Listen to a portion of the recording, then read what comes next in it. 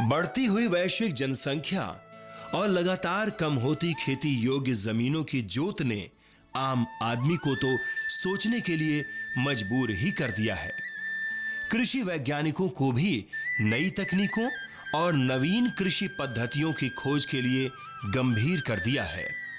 जरूरतें लगातार बढ़ रही हैं और कृषि वैज्ञानिक लगातार खाद्यान्न और फल सब्जियों के बेहतर उत्पादन की दिशा में कार्य कर रहे हैं। खेती के लिए जमीनों का आकार कम हुआ है। उसका एक बड़ा कारण है व्यवसायीकरण और शहरीकरण के चलते नई इमारतें और लगातार बनते नए घर। नए घरों के बनने से लोगों को छत तो मुहैया हो रही है, लेकिन ताजा फल सब्जियों की उपज और पूर्ति जरूरत के मुताबिक नहीं हो पा रही है। इन समस्याओं से निजात पाने के लिए कृषि वैज्ञानिकों ने एक नई तकनीक को खोजा है, जिसे हम हाइड्रोपोनिक्स या बगैर मिट्टी की खेती के नाम से जानते हैं। नई तकनीक हाइड्रोपोनिक्स या बगैर मिट्टी की खेती। किसान भाइयों, इस नई तकनीक की सहायता से फल या सब्जियों की खेती के लिए मिट्टी की जरूरत नहीं होती है। इस तकनीक से फल सब्जी उत्पादन के लिए बड़े खेतों या बड़ी जगह की भी जरूरत नहीं होती, बल्कि इस तकनीक की सहायता से लोग अपने खाली पड़े लॉन या बालकनी या फिर पक्की छतों पर फल सब्जियों का उत्पादन कर सकते हैं। इस नई तकनीक की सहायता से रसभरी, स्ट्रॉबेरी, टमाटर, कद्दू, खीरा, मिर्च, धनिया, करेला और लौकी के अलावा विभिन्न प्रकार के साग भी उगा सकते हैं। किसान भाइयों, हाइड्रोपोनिक्स तकनीक से फल सब्जी उत्पादन के लिए नर्सरी तैयार करने का तरीका भी आम तरीकों से बिल्कुल अलग है। इस तकनीक में स्पंज के माध्यम से पौधों को उगाया जाता है। स्पंज को सोडियम, पोटेशियम और फास्फोरस के घोल के अलावा सूक्ष्म तत्वों जैसे बोरान और कैल्शियम के घोल से भिगो दिया जाता है। स्पंज के कटे हुए हिस्सों में नर्सरी के बीजों को डाल दिया जाता है और लगभग 6 से 7 दिनों के बाद पौधे स्पंज से निकालने लायक हो जाते हैं। किसान भाइयों, इस नई तकनीक में पौधों की रोपाई के लिए मिट्टी की जगह लोहे या प्लास्टिक की पाइप का प्रयोग किया जाता है। इन पाइप्स में बराबर दूरी पर छेद रूपी संरचनाएं काट ली जाती हैं। इन कटी हुई संरचनाओं में गिलास या प्लास्टिक के बर्तनों या छोटे गमलों को रखा जाता है। इन बर्तनों में नीचे की ओर कुछ छेद बने होते हैं। इन नन्हे पौधों को सहारा देने के लिए इन बर्तनों में पत्थर के छोटे छोटे टुकड़े डाल दिए जाते हैं। इन टुकड़ों के बीच में नर्सरी में उगाए गए नन्हे पौधों को सीधा करके रख दिया जाता है। रोपाई से पहले प्लास्टिक के पाइप में पौधों के लिए जरूरी रसायनों और पोषक तत्वों का घोल भरा जाता है।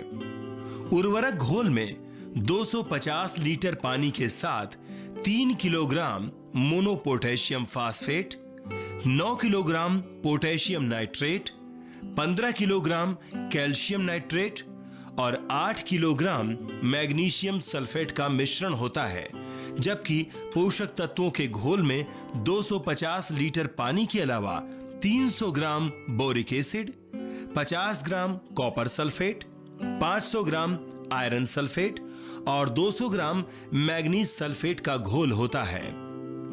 इन पौधों के बड़े हो जाने पर इन्हें सहारा देने वाली झाड़ या जाल इत्यादि की जरूरत होती है। आइए और अधिक जानकारी लेते हैं वरिष्ठ वैज्ञानिक डॉक्टर आनंद अखिला से, जो सिंगापुर से इस आधुनिक तकनीक का अध्ययन करके आपके सामने लाए हैं।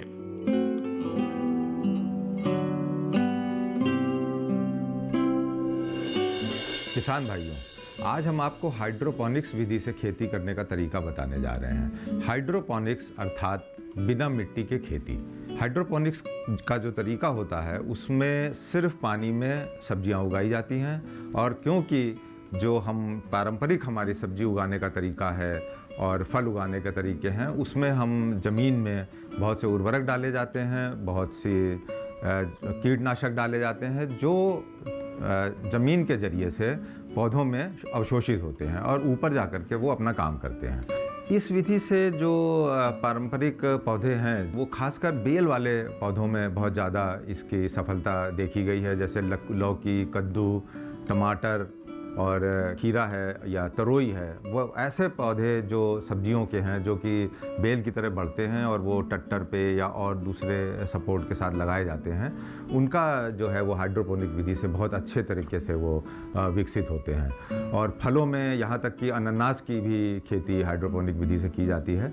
तो विशेष बात ये है कि एक तो इनका फार्म में बड़े स्केल पर भी ये पौधे लगाए जा सकते हैं, और जो घरों में जो लोग सब्जियां उगाते हैं, बालकनी में उगाते हैं या गमलों में उगाते हैं, उनके लिए भी ये विधि बहुत कारगर है और वो जैसा चाहें उस तरीके का पदार्थ सब्जियों से प्राप्त कर सकते हैं, उनकी पौष्टिकता उसी तरीके से बढ़ सकती है। तो आइए मैं दिखाता हूँ आपको कि प्रयोगशाला में किस तरीके से इन पौधों को बढ़ाया जाता है, उनको पाला पोसा जाता है। सबसे पहले एक फोम का टुकड़ा लेते हैं और उसमें छोटे छोटे कट लगा लेते हैं, और उन कट्स में जिस चीज़ को भी उगाना है, जैसे धनिया के बीज हैं या प्याज का पौध लगानी है, उस तरीके के बीज उसमें बो दिए जाते हैं, और उसमें फोम को पानी से एक स्प्रे से या फिर गिलास से भी डाल सकते हैं, और फोम को नम कर दिया जाता है और उसको रोज़ थोड़ा थोड़ा पानी से मॉइस्ट रखा जाता है। इस तरह से इसको नमी देने के बाद छोड़ दिया जाता है, और जैसा भी हमने जो भी चीज़ लगाई है उनकी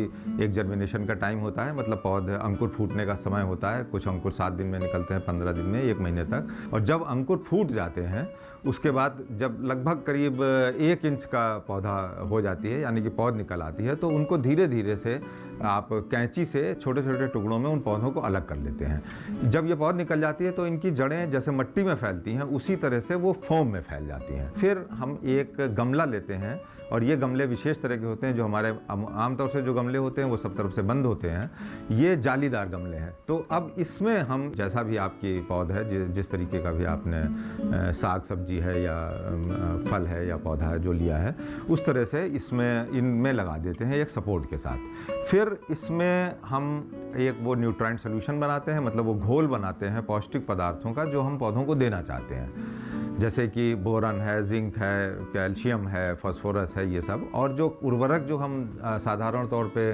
देते हैं ज़मीन के ज़रिए, उनका भी एक घोल बना लेते हैं। अब इस घोल को हम जो एक इनलेट देते हैं ये अपने गमले में, और एक आउटलेट देते हैं, और इस घोल को प्रवाहित किया जाता है। अब इसमें जड़ें हमारे फोम में पहले से हैं, और जब ये घोल प्रवाहित किया जाता है तो पानी के साथ साथ वो सभी पदार्थ जो पौधों के लिए आवश्यक हैं वो उसमें चलते रहते हैं, ऊपर जाते रहते हैं। धीरे धीरे ये पौध और बड़ी होती जाती हैं, और इन्हीं गमलों में फिर आप एक सपोर्ट दे देते हैं ऊपर। अगर बेलनुमा आपने सब्जियां उगा रहे हैं तो उसको एक सपोर्ट दे देंगे, वो बढ़ती चली जाएंगी। और अब इसको जब घर में करते हैं या फार्म पे करते हैं तो नीचे से तो आपने सारी सुरक्षा कर ली, और सब तरीके का आपको शुद्ध बिल्कुल जो है वो एनवायरनमेंट मिल गया। और अब ऊपर से बचाने के लिए आप इसके ऊपर एक नेट लगा सकते हैं जहाँ कहीं भी इसकी खेती कर रहे हैं। आजकल पॉली हाउस आते हैं, पॉली नेट्स आते हैं, जिससे कि बाहर से भी जो कीड़े पतंगे या चिड़िया आ जाती हैं तो वो नेट लगा लें मच्छरदानी के तरीके का, तो उससे भी आपकी पूरी बचत हो जाती है, कोई पोल्यूशन नहीं मिलता। आप सरसों भी उगा सकते हैं, प्याज उगा सकते हैं, साग और जो बेल वाले फल हैं वो बहुत आसानी से उग जाते हैं। किसान भाइयों, इस नई तकनीक से फल सब्जी उत्पादन के लिए अलग से किसी भी प्रकार के उर्वरक या कीटनाशकों की कोई जरूरत नहीं होती है, इसलिए ये स्वास्थ्य के लिए भी हितकर हैं। इस नई तकनीक से किसान तो बेहतर उत्पादन प्राप्त ही कर सकते हैं, शहरों के लिए भी ये तकनीक फायदेमंद है।